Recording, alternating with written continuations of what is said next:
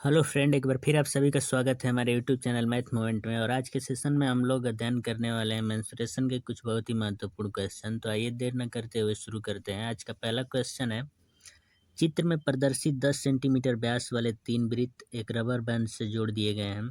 तो दिखाए गए चित्र के अनुसार उस पूरे खींचे हुए रबर बैंड की लंबाई कितनी है। जैसा कि आप चित्र में देख पा रहे हैं, यहाँ पे तीन वृत्त हैं जो एक दूसरे को बाह्यतन स्पर्श कर रहे हैं और इन तीनों वृत्त को एक रबर बैंड की सहायता से जोड़ दिया गया है।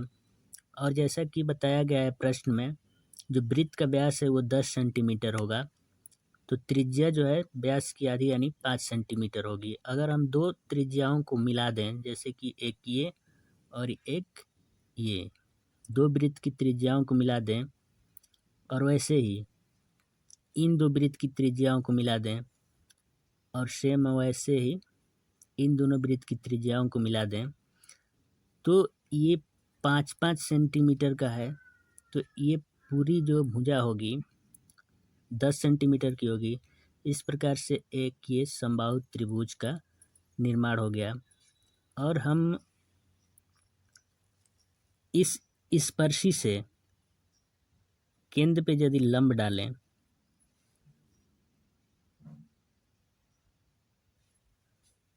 तो ये जो है एक रेक्टेंगल बन गया। क्योंकि हमको इस पूरे रबर बैंड की लंबाई निकालनी है, तो ये रेक्टेंगल बन गया। और ये जो भुजा 10 सेंटीमीटर की है, तो ये भुजा भी 10 सेंटीमीटर की होगी। वैसी ही आकृति हम यहाँ भी बना लेते हैं। ये भुजा 10 है तो ये भी क्या होगी, 10 सेंटीमीटर की। और सेम आकृति हम यहाँ भी बना लेते हैं, ये भी 10 सेंटीमीटर होगा।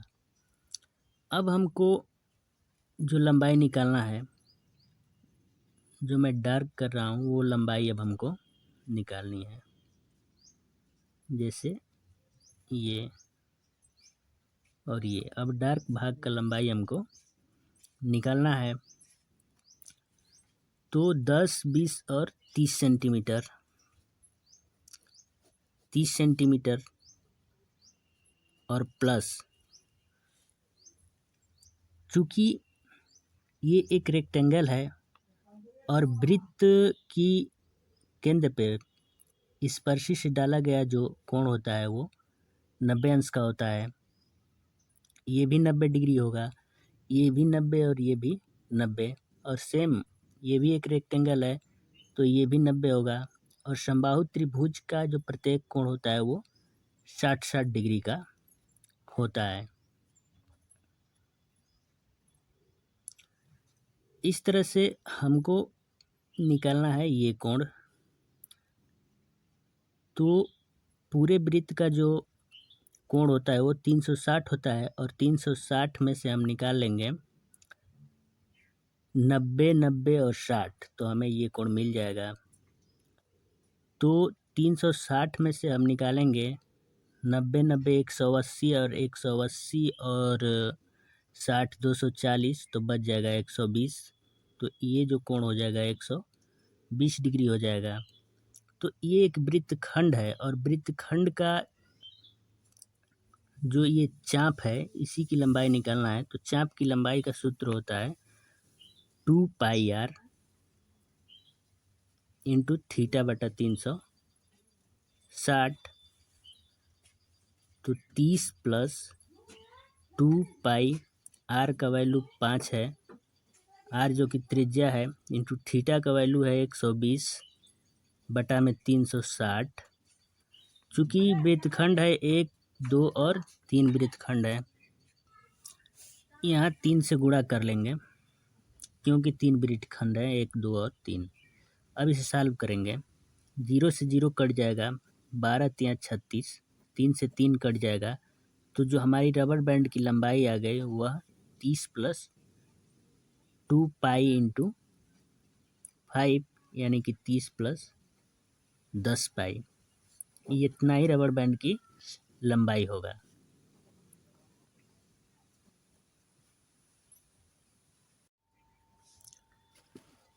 अगला क्वेश्चन है, एक अर्धगोला तथा शंकु का आधार बराबर है।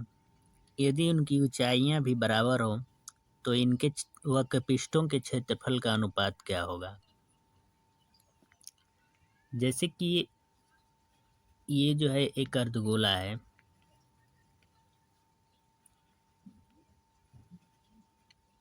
और जो इसकी त्रिज्या है वो स्मॉल आर है। ये भी गोले की त्रिज्या है और इतना ही ऊंचाई का एक शंकु बनाया गया है जिसकी ऊंचाई h मान लेते हैं।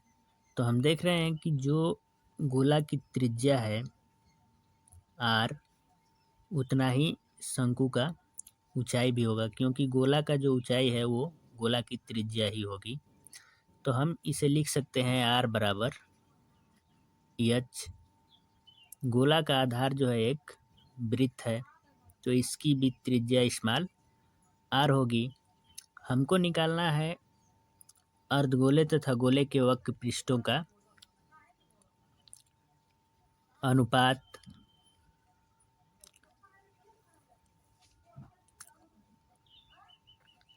तो अर्धगोले का अनुपात अर्धगोले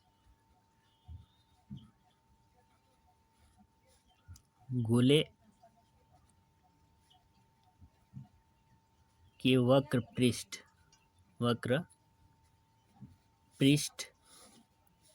बटा शंकु का वक्र पृष्ठ।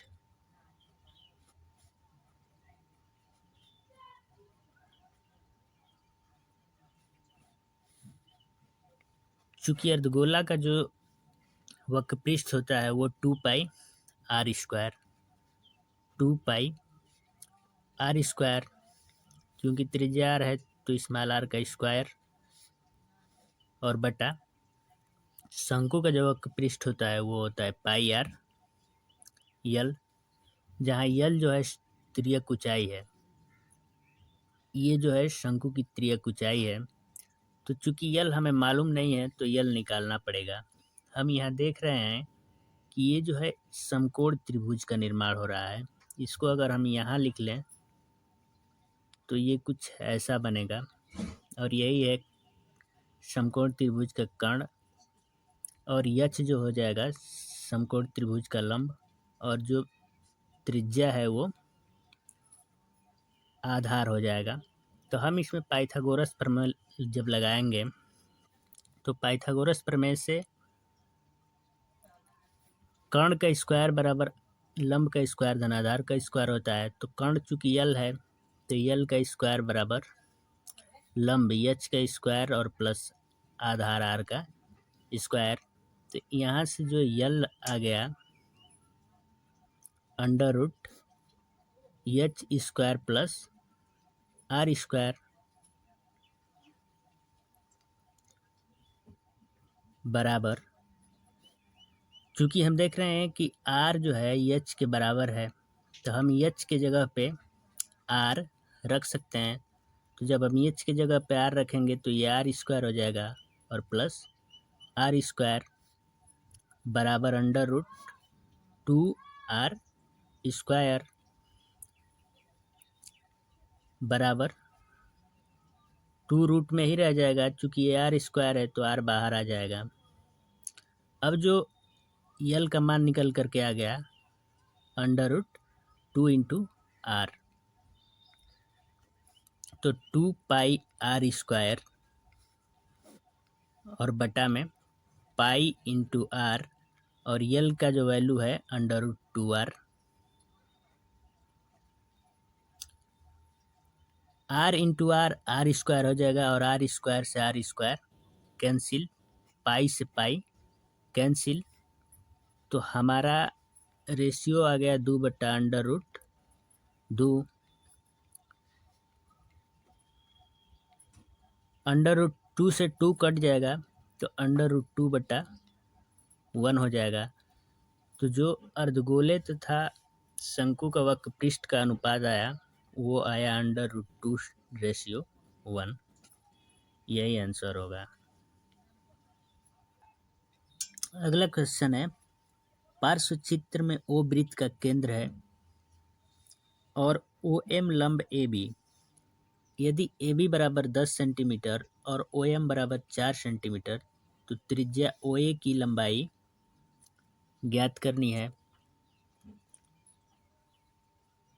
चूंकि ये जीवा जो है ए बी, इसकी लंबाई 10 सेंटीमीटर है और जीवा पे केंद्र द्वारा एक लंब डाला गया है, तो ये कंसेप्ट होता है कि जीवा पे केंद्र द्वारा डाला गया जो लंब है वो जीवा को 2 बराबर भागों में विभाजित कर देता है।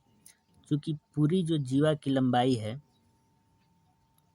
वह 10 है, तो ये जो लंबाई होगी यहाँ से यहाँ तक की वो 5 होगी, वैसे यह भी 5 होगी। और जो ओ एम दिया हुआ है वो 4 सेंटीमीटर। हमें निकालना है ओ ए। ओ ए जो कि वृत्त का त्रिज्या है, इसे ही निकालना है। तो चूंकि ये जो है एक समकोण त्रिभुज का निर्माण हो गया है यहाँ पे, तो हम इजली पाइथागोरस का प्रमेय लागू कर लेंगे। पाइथागोरस का प्रमेय के अनुसार कर्ण का स्क्वायर बराबर होता है लंब का स्क्वायर प्लस आधार का स्क्वायर, बराबर लंब जो है 4 का स्क्वायर प्लस आधार जो है 5 का स्क्वायर। 4 चौके 16 और 5 पचे 25 बराबर 41। तो जो कर्ण हमारा आ गया जिसको ओ ए से दर्शाया गया है और वही जो है कि वृत्त की त्रिज्या भी है, √41, और यही हमारा आंसर होगा।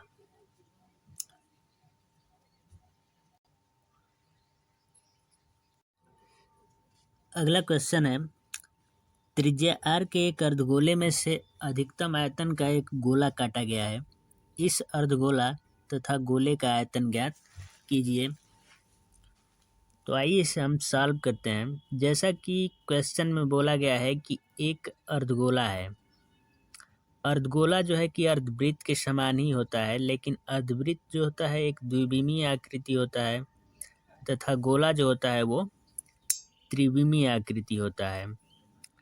तो ये एक गोला है और गोले की त्रिज्या जो है स्मॉल आर है, और इस गोले और इस अर्धगोले में अधिकतम व्यास का एक गोला काटा गया है। जैसे कि ये हो गया, इस गोले का जो अधिकतम व्यास होगा वो ये है। ये जो है इस गोले का अधिकतम व्यास है जो कि अर्धवृत्त से काटा गया है। अब चूंकि ये अर्धगोले की त्रिज्या है तो ये भी क्या होगी, अर्धगोले की त्रिज्या ही होगी, और ये भी अर्धगोले की त्रिज्या होगी। जब ये भी अर्धगोले की त्रिज्या है तो इस गोले का जो त्रिज्या होगा वो जो है कि इस त्रिज्या की आधी होगी, यानी r/2। क्योंकि गोला का जो व्यास है वो अर्धगोला का त्रिज्या है, तो गोला का जो त्रिज्या होगा वो r/2 होगा। हमें निकालना है अर्धगोले तथा गोले का आयतन का अनुपात।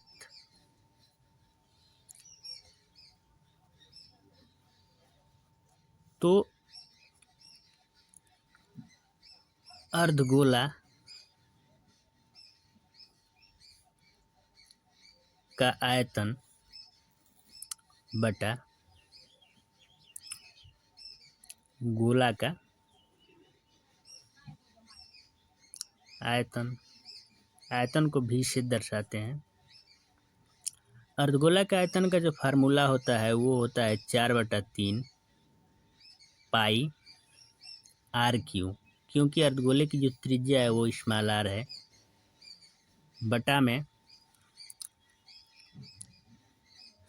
अर्धगोले का जो होता है आयतन वो 2/3 पाई आर क्यू होता है, और गोला का जो आयतन होता है वो 4/3 पाई आर क्यू। चूँकि जो गोला का त्रिज्या है वो r/2 है, तो r/2 का होल क्यूब। 3 से 3 कट जाएगा, 2 से 4 कट जाएगा, पाई से पाई कट जाएगा, तो बच गया r³ बटा 2 इंटू r³/2 का जब क्यूब करेंगे तो 8 हो जाएगा। r³ से r³ और 2 से 8 कट गया, ये 4 ऊपर चला जाएगा,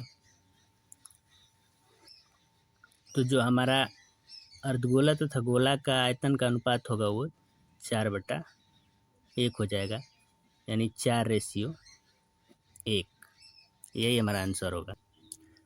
अगला क्वेश्चन है, एक अर्धगोला तथा शंकु का आधार बराबर है, यदि